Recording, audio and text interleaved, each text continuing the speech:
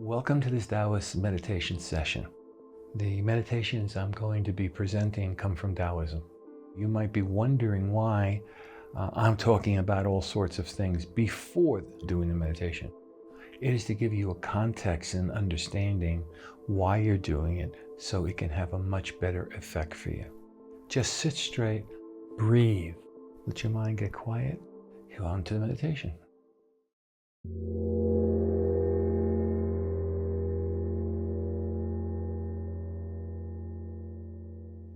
Well, the coronavirus is rocking and rolling along. It's actually, in one sense, if you can have a sense of humor, it's kind of interesting if you watch about when things, there's about 4 or 5 really different ideas about when things open up, if they don't, and if we do, oh my God, it might we're going to get another round of it that's worse than the first one. And I can understand why this could make people, if you choose to follow one line of thought or not, and then hear the next one, have your mind jump around. Now, we have gone through in the past weeks some very basic things. I mean, I did this really for people involved in this whole COVID mess, however you want to put it, self-sequestered, self-isolated, stay indoors. Some people are bothering to listen to it, some people are not. Do consider that the way it kind of went whoomp in New York, it also could roll out elsewhere all around the country, just in much slower motion. So I try and, my opinion is, listen to the scientists. So there have been people who, from the anxiety of it, we're now starting to approach the number where a lot of people, from being sequestered and their psychological fears and this and that, are starting to get bad. There are many parents who are trying to figure out how to keep their kids on an even psychological keel so they don't get overly rambunctious, as kids are known to do. But here I would like to just kind of quickly, for a few minutes, review where we've gone. We started off just with some things that were what I would call first things to do, just to deal with the most surface layer of people going crazy, being sequestered. And then, as it's been going on further, it becomes obvious as you're going more and more into having to stay in the small confined space, either by yourself or with a few relatives, that pressures build. So we went through a lot of things that would just help the more egregious problems that can kind of settle on. But now we've entered another phase of this where, if everything works out well, we could be out of this, let's just say, in a year with a few bumps, maybe a few months with a few bumps, or for all we know, if we don't think things right, I mean, there's some people coming out and saying this could go on for a couple of years. Open, close, lock, go inside, don't go inside. So in this one sense, this is mimicking the normal stress and anxiety of life, just, shall we say, ramped up a little bit. So if you actually think about the way your life is gone for a lot of reasons, it's not like being sequestered in your house is going to be all that different than what you're going to go through when it's over. Because these are deep psychological pressures that are being induced in people. Not that anybody's trying to do anything to them, it's that the situation is demanding it. And that's the funny thing about life. Life is always putting us in situations that are messy. If you are incredibly lucky, you just have a smooth life, everything goes pretty well, but everybody has panic spots. The news loves to focus on, this disastrous thing that happens, because at one level, what drives the news and what's been driving the news since the 1980s is the phrase that was used in journalism: if it bleeds, it leads. If it talks about how people are getting utterly messed up, that's the lead story. Talk about the horror story, not about the good things that are happening. Don't talk about the 10 million people who last year didn't die of starvation. Talk about the 1 million people who do. So this is just kind of what the news does. But if we look at life, many of us have a tendency to focus on the horrible things rather than the good things in life, or else we kind of like block out everything that's bad, just make everything good until it just hits us really hard. So as we went through this, the next stages of this meditation, as it's been rocking and rolling along, has been looking at what are you actually going through inside. Now, there's what in our lives we're conscious of. And if it makes a big noise, okay, if there were bombs going off in the street, then we would notice bombs. But very, very few people actually, on a quiet night outside with all the birds and the insects chirping, or even inside their own house, will really just focus their mind on what is every micro sound around us. And the fact is that in our lives we have the big and the beautiful, and we have the small and almost invisible.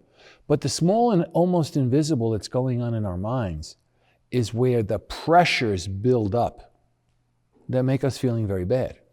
Whether we want to get angry, sad, depressed, we want to have fantasies of greed, we want to have fantasies of hatred against they did it to us, whoever the they is, whatever the they is.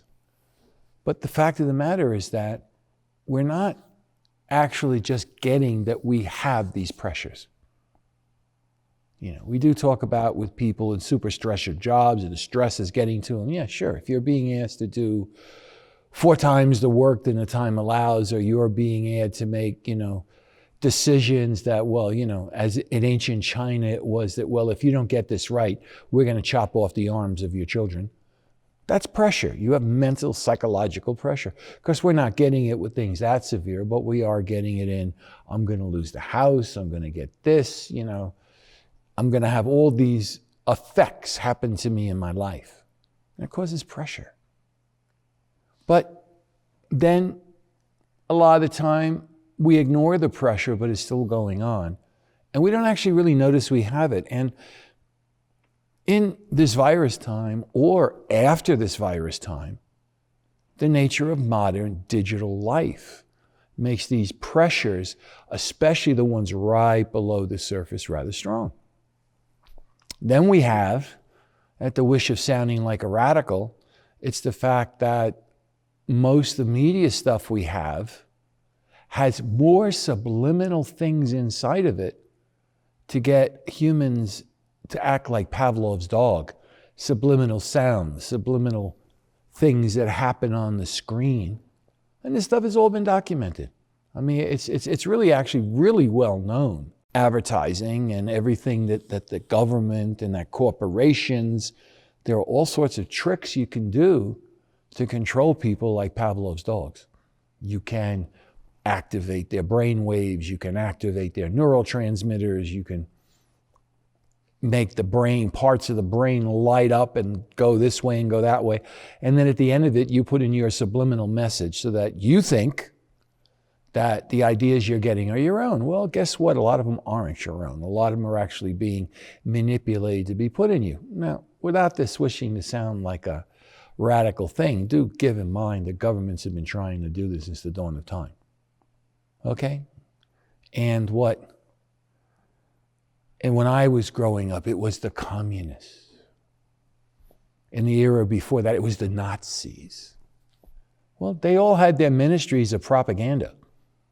And I have to tell you something, that what we have now with modern media, advertising and everything else, those guys are amateurs. Those guys would have cut off their left arm and left leg to get access to this technology. They did it in a cruder fashion, but there has always been a desire for profit, for political control, for getting your ideas to become the dominant ones to manipulate the population. And that's mixing with everything inside you. And then you're also looking at all these ideas that are coming out, and you're looking at the real world and seeing how a lot of the real world is really not operating that way. Well, you got a recipe for a hell of a lot of stress. And that's even before you're on the computer, you're on the this and that and the digital device for how many hours, and they're doing all sorts of things to affect you. to increase your productivity, to increase your buying, you getting stuff, for having you believe lots of things so some people make billions and billions a year, that you're fulfilling their agenda, but you're thinking it's your ideas, because now these are the ideas, and they're creating stress, and all this stuff is going on inside you. And, sometimes it breaks open, and then people have, severe psychological problems, and then they have real problems that happen in life that cause shocks that are really horrible, and the person's shaking for years. And in other words, we have pressure. Now, if a person could just recognize that they're feeling these pressures, and what we did with getting you to feel, your body and, your various energetic levels, all those things were toward one purpose and one purpose only, that you can begin to recognize what the hell's going on inside you. Because if you don't recognize what's going on inside you, while all this stuff is going like that, you're only getting the final input that's coming up here. And you think you're getting stressed out, you're getting crazy. And that's not even discussing what it's doing to your body. The medical associations all say that stress is the greatest leading cause of death, blah, blah, blah, blah, blah, blah, blah, blah. And yet, all that stuff, if you just could recognize what was going on just below the surface, you could go, wow, I'm having this stress. Wow, the insides just below me are going crazy. And then guess what? You might decide not to play. Like Pavlov's dog, he hears the bell, and he's going to go through the maze to get a piece of meat, and he's going to go crazy until he gets that meat. Well, if you recognize that that is what was happening to you, you might just say, well, forget the meat. How about I just try and calm myself down and not be so agitated? And that's a more young response, that people get agitated. The other flip side of agitation, depression. You just shut down this and shut down that and don't feel this and don't feel that, because what you're feeling, it hurts. It mentally, it emotionally, it physically hurts. So if you just could recognize that some of this stuff was happening inside you, you might just decide, something? Forget it. At least I'm not going to keep repeating this stuff to my head. At least I'm not going to go into it. And maybe I'm going to consider how much of it I should believe or not believe. But if you're not aware of it, no. You just get driven the way society wants you. Now, you could make the point that that's, I like this presidential candidate. I don't like that presidential candidate. So you want your guys to play all the evil tricks and the other guys not to. Or the other guys are playing the evil tricks and you don't want your guys. But you know something? If you're being affected by the evil tricks, you're the person who's suffering. You're the person whose mental, let's just say, joy of life, whose mental ability to just be cool with what life is. Okay? Because we can't tell life what to do. We all think we can. We all try. But as a general rule, a lot of life is going to go how it goes. But you don't have to get into the kind of flows that are going to make it worse for you. And basically, all you have to do is say, no. What can you do about it? Well, okay. There was a very, very good movie once upon a time. I can't remember the name of it, but a guy named Norman Beale, he just starts screaming on TV and then out his window, I'm mad as hell and I'm going to do something about it. And I forget what his solution was. But if you don't agree with it, well, you can just go, wait a second. At least I'm not going to jump into it so far. And when you can feel where this stuff is, now we come to what the second part of the program was. The second big milestone was recognizing these various things that are inside you that are causing problems. Recognizing how your body, your mind, your emotions are okay or they're messed up. Okay? The first step, it's like with a junkie. If they want to stop being a junkie, and now I'm going to break the rules of political correctness, they have to admit they're fucked up. And then the next step is that if I'm fucked up, question, do you want to be fucked up? Or do you want to stop being fucked up?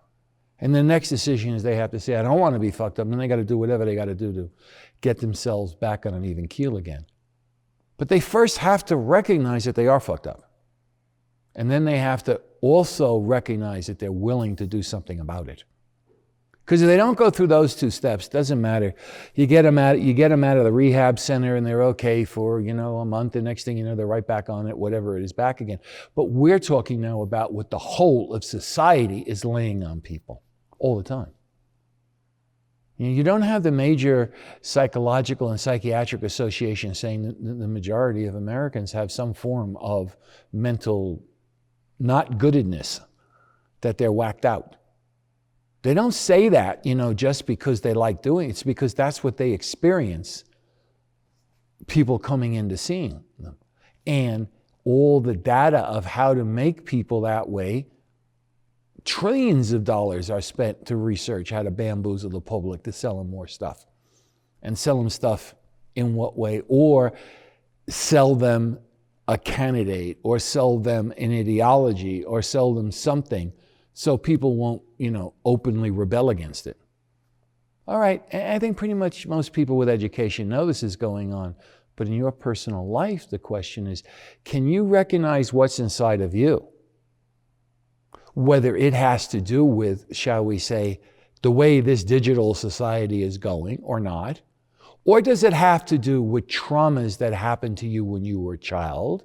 Or does it have to do with times in your life when you just were around really messed up stuff and you absorbed it and you thought this is what should be happening inside you, and then you move forward from that? Is it the result of the giant shocks that you've had in your life that you've never recovered from, but you had to still somehow keep on moving forward, or you'd starve to death?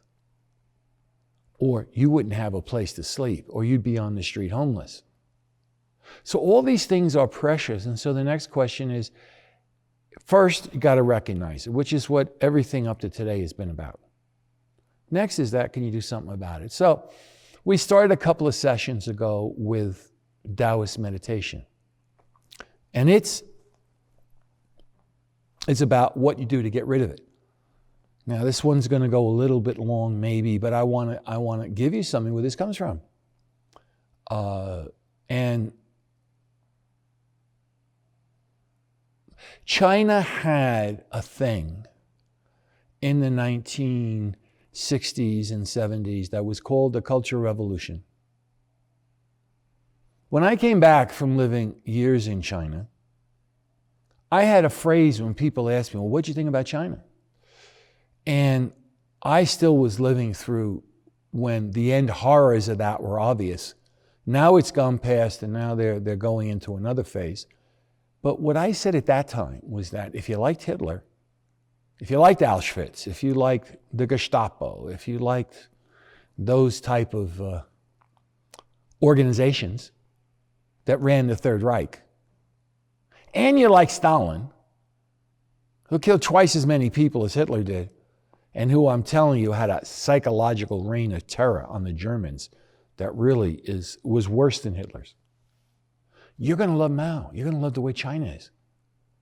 Because China, I'll quote something my teacher said, and I really believe it says it all. He said that throughout Chinese history, the Chinese have always rebelled for one primary reason. They could take anything, almost anything. But the one thing they couldn't take, and that finally went into revolutions, if you made them hungry, you starved them to death. That was one thing the Chinese couldn't take. One of the ways in which, and one of the old ways, it's not used so much anymore, but you used to say hello to somebody, have you eaten today? And that came from a history where China has had long periods of time where millions starved to death. And beside the ones who died, people were living right on the edge of starvation. So having had some food had a pretty big impact on them. But then my teacher, who was a very,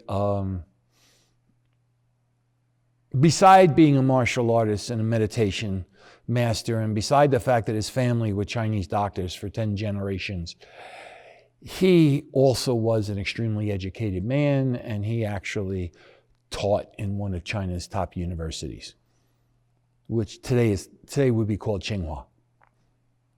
And he said, look, Chinese people, and he was a real Chinese scholar of ancient Chinese history of the classics.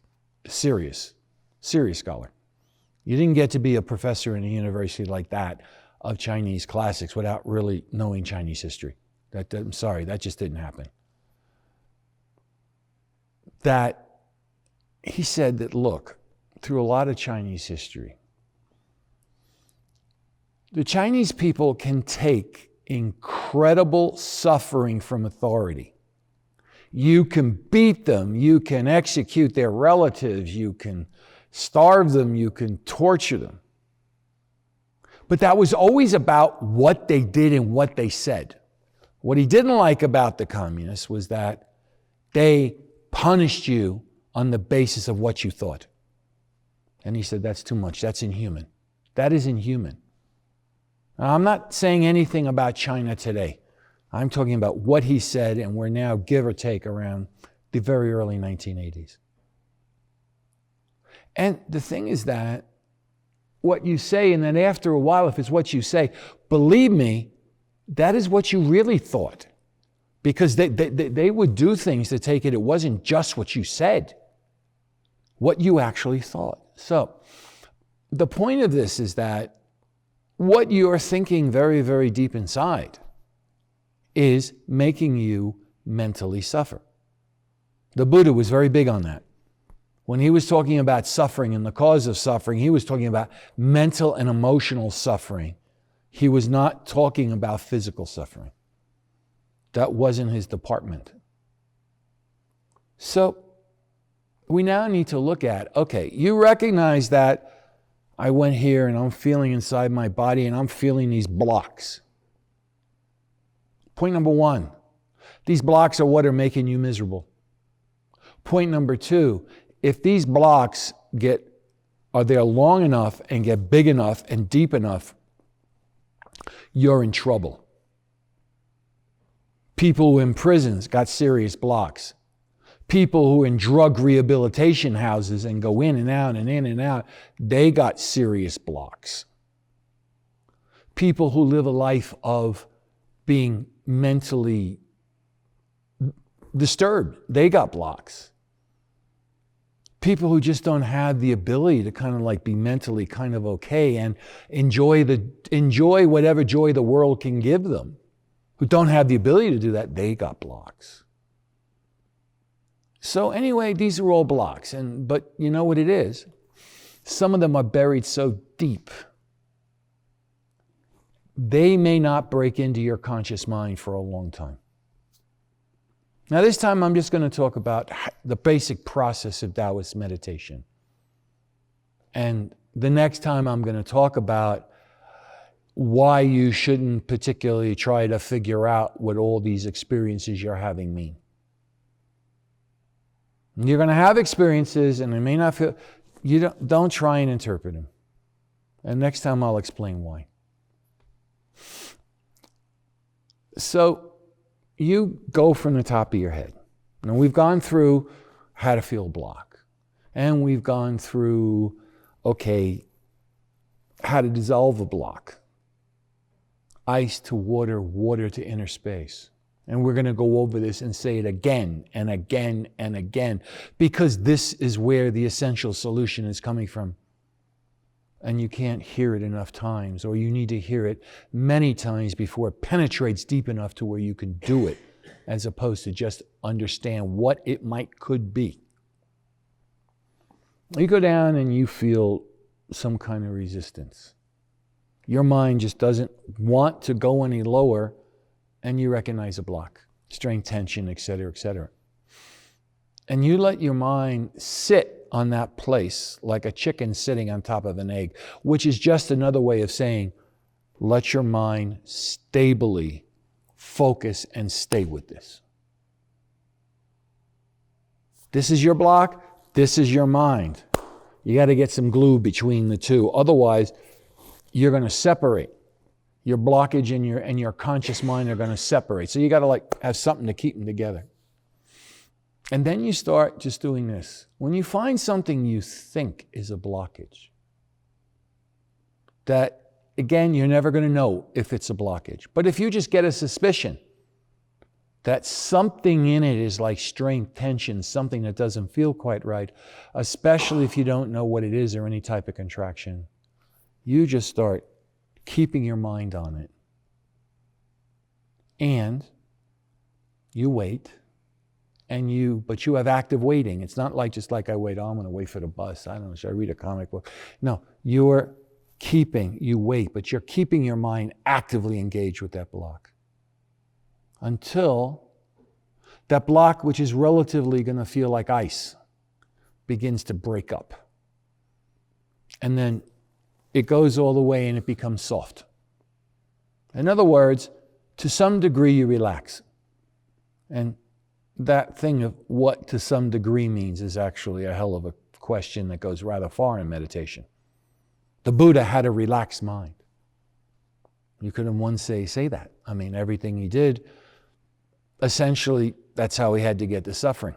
That's how he had to get beyond basic suffering. But he had a relaxed mind. If everything is relaxed, everything's cool, you're chill, you don't have mental issues causing you suffering. You just don't. But being chill, being relaxed does not mean you're through with it. Because water can turn back to ice. So the next step is that you have to have that water begin to continue to soften until it gets you so relaxed you find you can start going inside yourself. Something that you can't quite quantify what it is you're going into. People like to throw in words in the modern day of consciousness or this or that. I'm going to let it all go. To me, as far as I'm concerned, trying to describe something with words that is really quite beyond words is a little bit tricky. The words can just give you an indication where to go in this general direction. So if you're going toward Mexico City, you don't end up in Vancouver, Canada. But it doesn't say exactly how to get there. It's okay. The water now, you start going in until at some point, this space inside you is going to open. Inner space. And you have as much space inside you as there is in the external universe.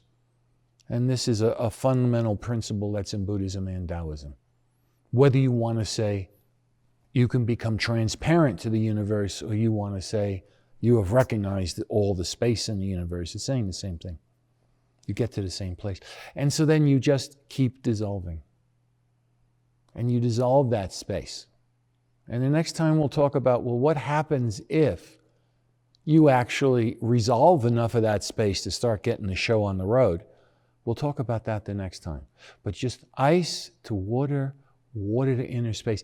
And then the space that you're going to find inside yourself, it's going to be bigger than your body. Can't tell you how big it's going to be.